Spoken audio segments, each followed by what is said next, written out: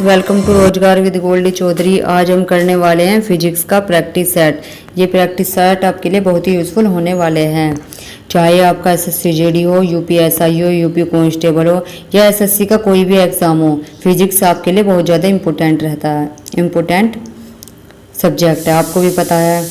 और फिजिक्स से कम 2 या 3 क्वेश्चन तो हर एग्ज़ाम में पूछे जाते हैं, बहुत ज़्यादा इम्पोर्टेंट रहता है। और आपका जो रेलवे का एग्ज़ाम हुआ, रेलवे के एग्ज़ाम में तो मैक्सिमम ही बहुत क्वेश्चन आ जाते हैं इससे, फिजिक्स से ही। तो आप अपनी तैयारी करिए फिजिक्स की। और हम डेली ये प्रैक्टिस है डेली करवाते हैं हम। हिंदी का, रीजनिंग का, हिंदी का, केमिस्ट्री, फिजिक्स, यूपी की जीके का और यूपी की जीके का, चाहे वो हिस्ट्री का। डेली प्रैक्टिस सेट चलते हैं हमारे। चलिए क्वेश्चन स्टार्ट करते हैं। आज का हमारा क्वेश्चन है क्वेश्चन नंबर 76। इसमें पूछा गया पदार्थ के संवेग और वेग गया है पदार्थ के संवेग और वेग के अनुपात से कौन सी भौतिक राशि प्राप्त होती है। तो इसका करेक्ट आंसर क्या है? ऑप्शन 76 का ऑप्शन बी, द्रव्यमान। कैसी राशि प्राप्त होती है? द्रव्यमान। ऐसा ही मात्रक होता है वो क्या होता है? द्रव्यमान का होता है किलोग्राम। क्या होता है? किलोग्राम, द्रव्यमान का मात्रक। अगर इसमें बात करें त्वरण कि त्वरण कैसी राशि है, तो त्वरण कैसी राशि है? सदिश राशि। ये क्वेश्चन पूछा जाता है कि जो त्वरण है कैसी राशि है? सदिश, सदिश राशि है त्वरण।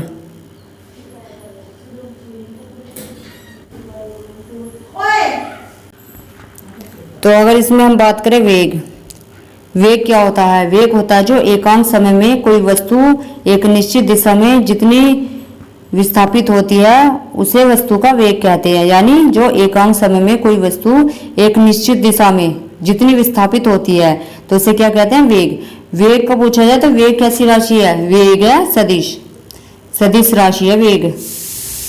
वेग कैसी राशि है? सदिश राशि है।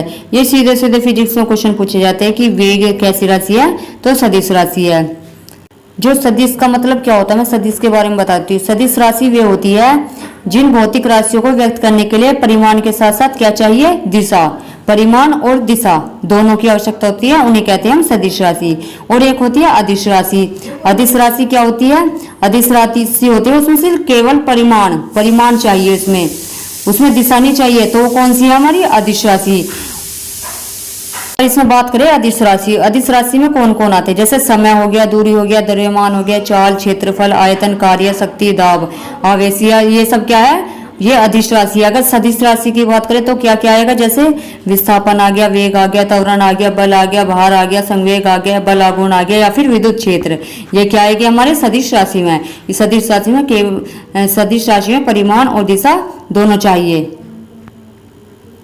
अगर वेग की बात करें, वेग का एक पूछा जाता है जो वेग का एसआई पद्धति में मात्रक क्या होता है। तो वेग का एसआई पद्धति में मात्रक क्या होता है? Metre second. मीटर सेकंड होता है वेग का एसआई में मात्रक। क्वेश्चन नंबर नेक्स्ट होगा पास्कल इकाई है। इसमें पूछा गया जो पास्कल है वो पास्कल किसकी इकाई है? दाब की है, वर्षा की है, आर्द्रता की है? दाब की, वर्षा की, आर्द्रता की, या फिर तापमान की? इसका आंसर क्या है? 79 का ए, दाब की। पास्कल किसकी इकाई है? दाब की। दाब means pressure. Question number 80 cusec से मापा जाता है। इसमें पूछा गया जो क्यूसेक है, क्यूसेक से क्या मापा जाता है? जल की बहाव, जल की गहराई, जल की मात्रा, या फिर जल की शुद्धता? जल की बहाव, गहराई, मात्रा या फिर शुद्धता। इसका करेक्ट आंसर क्या है? 80 का ऑप्शन से, जल की बहाव। क्यूसेक से मापा जाता है जल की बहाव। निम्नलिखित में कौन सबसे अधिक प्रत्यास्थ है? गीली मिट्टी है, प्लास्टिक है, रबड़ है, या फिर स्टील है? तो 81 का करेक्ट आंसर क्या है? Option D, steel. जो कौन से सबसे अधिक प्रत्यास्थ है? स्टील। प्लास्टिक कितने प्रकार की होती है? 2 प्रकार की। 2 प्रकार की प्लास्टिक होती है। कौन कौन सी होती है? एक तो थर्मोप्लास्टिक और एक होती है थर्मासेटिंग प्लास्टिक। जो थर्मोप्लास्टिक होती है, जो थर्मासेटिंग होती है, थर्मासेटिंग तो वह कौन सा बल है जिसके कारण पिंड धरती के केंद्र की ओर खींचा जाता है? जो जिसके कारण पिंड धरती के केंद्र की ओर खींचा जाता है। द्रव्यमान है, आवेगी बल है, गुरुत्वाकर्षण है या संवेग है। इसका करेक्ट आंसर क्या है 82 का सी, गुरुत्वाकर्षण। अब इसमें गुरुत्वाकर्षण की बात करूं तो गुरुत्वाकर्षण क्या होता है? दो पिंडों के बीच, किसके? दो पिंडों के बीच कार्य करने वाले आकर्षण बल को क्या कहते हैं? गुरुत्वाकर्षण बल। पृथ्वी के गुरुत्व के कारण ही पृथ्वी पर वायुमंडल उपस्थित है तथा इसी के कारण वायुमंडल के कण पृथ्वी को छोड़कर नहीं जा पाते।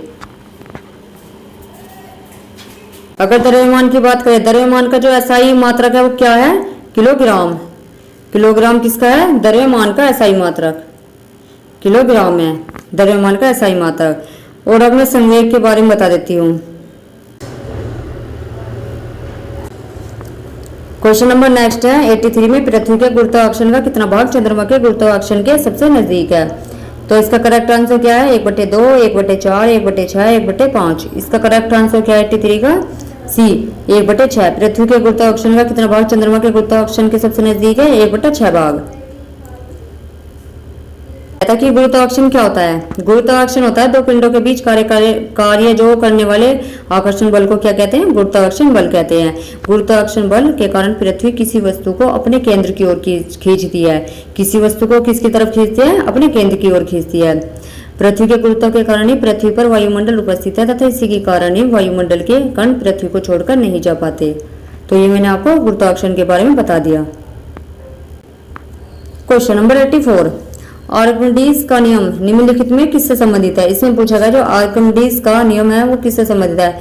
गुरुत्वाकर्षण के नियम से, समकोण त्रिभुज के नियम से, या पलवन का नियम, या इनमें से कोई नहीं।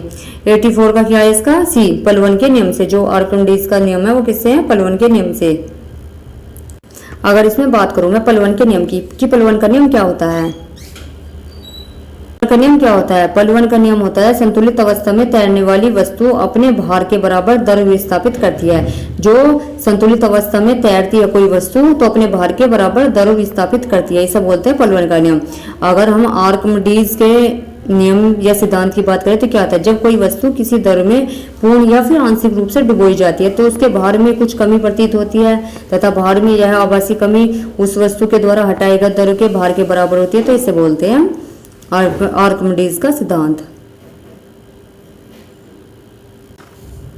क्वेश्चन नंबर 85, श्यानता की इकाई। तो श्यानता की क्या इकाई है 85 में? ए, पोआइज। पोआइज किसकी इकाई है? श्यानता की। क्वेश्चन नंबर 86, जो हम दूध से क्रीम निकालते हैं तो कौन सा बल लगता है? घर्षण बल, अभिकेंद्रीय बल या अपकेंद्रीय बल, या फिर इनमें से कोई नहीं।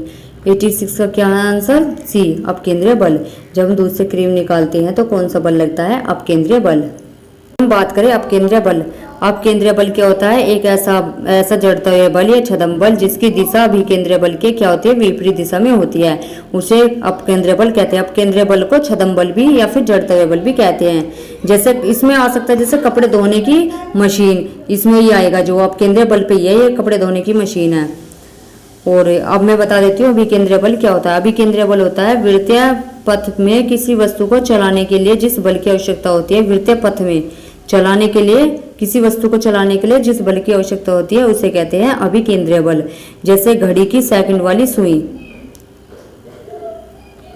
घड़ी की जो सेकंड वाली सुई है किस प्रकार ये करती है? अभिकेंद्रीय बल पर। घर्षण बल क्या होता है? घर्षण बल होता है जो दो वस्तु में जो घर्षण होता है उसे बोलते हैं घर्षण बल। नंबर 87, चाबी भरी घड़ी में कौन सी ऊर्जा होती है? तो स्थितिज ऊर्जा, गतिज ऊर्जा, संचित ऊर्जा या फिर यांत्रिक ऊर्जा। 87 का क्या है? ए, स्थितिज ऊर्जा। जो चाबी भरी घड़ी में कौन सी ऊर्जा होती है? स्थितिज ऊर्जा। स्थितिज ऊर्जा। स्थितिज ऊर्जा क्या होती है? किसी वस्तु में विशेष अवस्था या स्थिति के कारण कार्य करने की जो क्षमता आ जाती है इसे कहते हैं स्थितिज ऊर्जा। जैसे लिपटी हुई स्प्रिंग। स्थितिज ऊर्जा में क्या होता है? लिपटी हुई स्प्रिंग। लिपटी हुई स्प्रिंग इसका एग्जाम्पल है ये। अगर इसमें बात करें गतिज ऊर्जा, गतिज ऊर्जा क्या होती है? या स्थितिज ऊर्जा में और बता देती हूँ कि स्थितिज ऊर्जा जो होती है, जैसे स्थितिज ऊर्जा घड़ी चलाने के लिए प्रयुक्त की जाती है। बांध में स्थित पानी की जो स्थितिज ऊर्जा का प्रयोग विद्युत ऊर्जा, पानी के बांध होता है, बांध में भी स्थितिज ऊर्जा का प्रयोग होता है और विद्युत ऊर्जा का उत्पादन करने में भी किया जाता है इसका। अगर इसमें स्थितिज ऊर्जा जो होती है जैसे तने जो धनुष होता है, तने हुए धनुष की स्थिति ऊर्जा के कारण ही बाण आगे की ओर दिशा में चलता है। या बंदूक से गोली लक्ष्य गति। अगर इसमें बात करें हम गतिज ऊर्जा, गतिज ऊर्जा होती है किसी वस्तु में उसकी गति के कारण कार्य करने की जो क्षमता होती है उसे कहते हैं हम गतिज ऊर्जा। यानी कि जब कोई बंदूक की गोली वो जो आगे की ओर जाती है वो गतिज ऊर्जा के कारण जाती है। अगर इसमें बात करें हम यांत्रिक ऊर्जा की कि यांत्रिक ऊर्जा क्या होती है। अगर इसमें बात करें यांत्रिक ऊर्जा, यांत्रिक ऊर्जा क्या है, जैसे हमारा फैन चलता है वो किसके कारण चलता है, यांत्रिक ऊर्जा के कारण। क्वेश्चन नंबर 88, सूर्य की ऊर्जा उत्पन्न होती है ऑक्सीकरण, नाभिक विखंडन, आयन ऊर्जा, नाभिक संलयन द्वारा। तो इसका करेक्ट आंसर क्या है, ऑप्शन डी, नाभिक संलयन द्वारा। क्वेश्चन नंबर 89 है, वायुमंडल में बादलों के तैरने का क्या कारण, दाब है, घनत्व है, ताप है या वेग है। इसका करेक्ट आंसर 89 का बी, घनत्व। क्वेश्चन नंबर 90 है, परिवर्तित रहता है, आयतन, घनत्व, द्रव्यमान या फिर भार। 90 का आंसर है ऑप्शन बी, घनत्व। वस्तु की मात्रा बदलने पर क्या नहीं बदलता, तो घनत्व। आज के लिए इतना ही, थैंक यू। अगर वीडियो अच्छी लगी है तो वीडियो को लाइक करें, शेयर करें और सब्सक्राइब करें। और हमारे फिजिक्स के जो प्रैक्टिस सेट है वो डेली कंटिन्यू चलते हैं।